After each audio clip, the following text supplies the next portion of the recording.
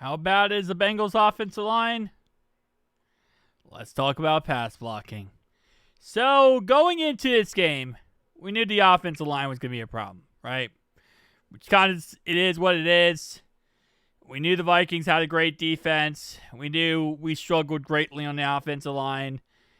And everything we could have hated and been worried about came true in the end.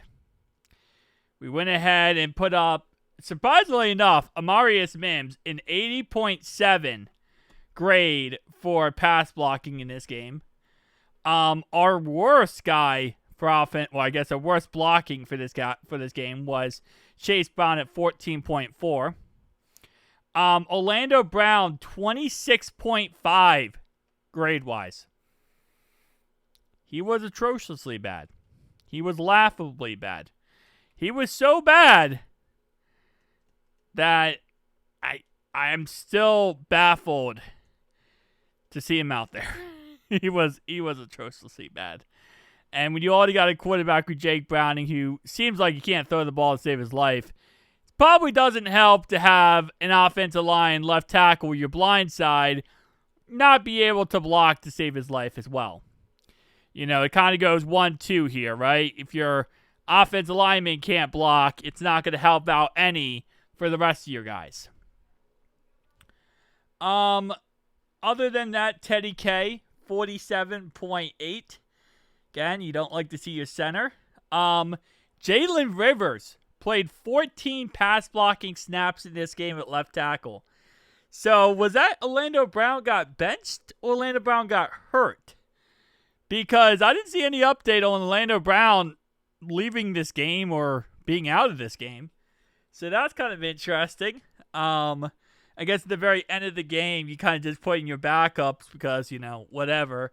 So, kind of like, I think when Brett came in was most likely when they just took out all the starters. So, which kind of makes sense. Dalton Reisner, 66.1.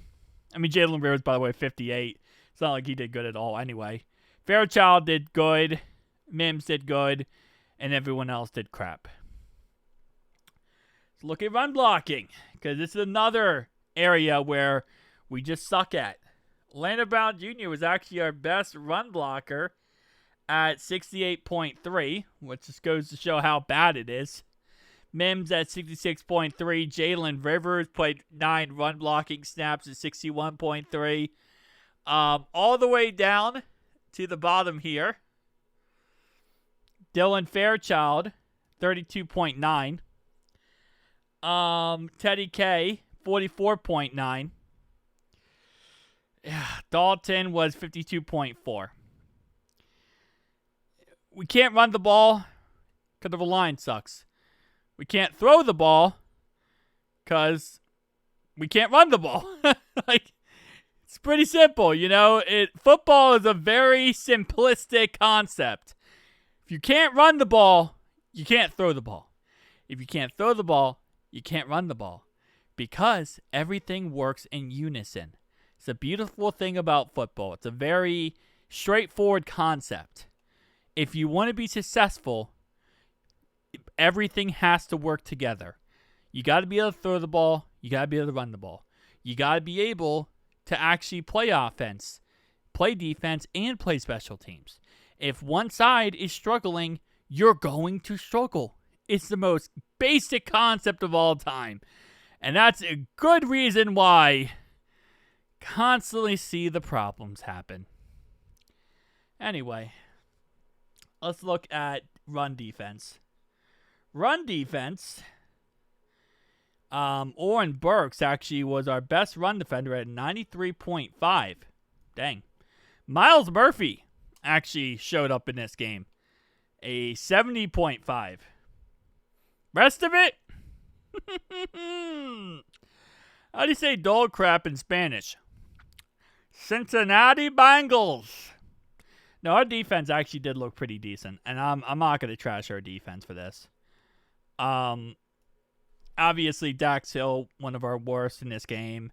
TJ Slayton, one of the worst. DJ Turner, Demetrius Knight Jr., Chris Jenkins. Trey Hendrickson, one of the worst in this game for run stuffing. Pass rush, Owen Burks. Apparently, Owen Burks has had himself like one of the best games of all time. Which, I mean, listen, I can't say like I'm upset about that concept that Owen Burks did good, because obviously I want him to do good. Obviously, at the same time, though, you want to see some other guys do good as well, but, it is what it is. Mike Pinnell was our worst pass rusher, which he's not really a pass rusher, so I'm not going to put too much onto that. Miles Murphy, we got TJ Slayton, and so on and so on. And Miles Murphy didn't do too bad. Then we got coverage grades. Wow. Yeah. Here's the thing, right? There's a point of this game, and it's very clear. Our defense gave up. Don't think anyone's going to argue that. I don't think anyone's going to really get mad at the defense for that. I think a very reasonable thing to do when you're getting killed as bad as this game we were getting killed, at some point, as a defense, you just give up. If your team's not going to work, if your team's not even, your offense isn't working out and seems like they're not trying at some points, you're just going to give up. You're just going to say, all right, well, you know what? We're not going to go out there and bust our butts and be out here every single play, because clearly the offense is just not working out. So don't put too much on the defense for that reason. But coverage grades wise, there you go. Jordan Battle, one of the worst as well. Did not have a good day. It seemed like no one really had a good day at this point. It was a mess, man. It was an absolute mess. Let's talk about coverage, pass rush, defense. I'm going to do offensive grades. I just realized it's all the way up here. Okay, never mind. I guess I'd do this. It would be very much zoomed out. It's a rough day. It is a rough day. And there's a situation where you lose a game like this. You get killed. And, I always say I said this, the best example was when we lost to the Titans 27-3. That was with Joe Burrow, by the way. That was with Joe Burrow. That was not, that was with our starters. And obviously, it breaks your heart to lose a game like this. And whenever you lose, you always try to have a takeaway from that game. What can I take away from this game that I can use moving forward to help us out to be able to be successful moving forward? And when you lose a game like this, there really isn't many takeaways. You kind of just say, it is what it is, and there's not really much you can come away with this. At the end of the day, we got our butt kicked.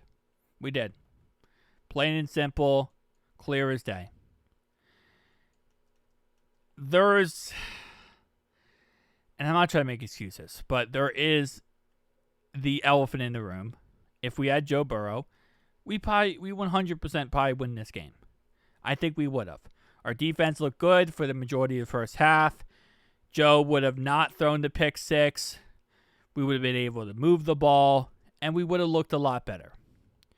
Obviously, woulda, coulda, shoulda, right? You got to go out there and play with the guys you have. But I think there's a situation where we need to make a trade, and I think we need to go get, at this point, Jameis Winston. I think that gives us the best chance to win moving forward. I want to fire Zach Taylor. I want to fire Duke Tobin, but I don't think that's going to happen.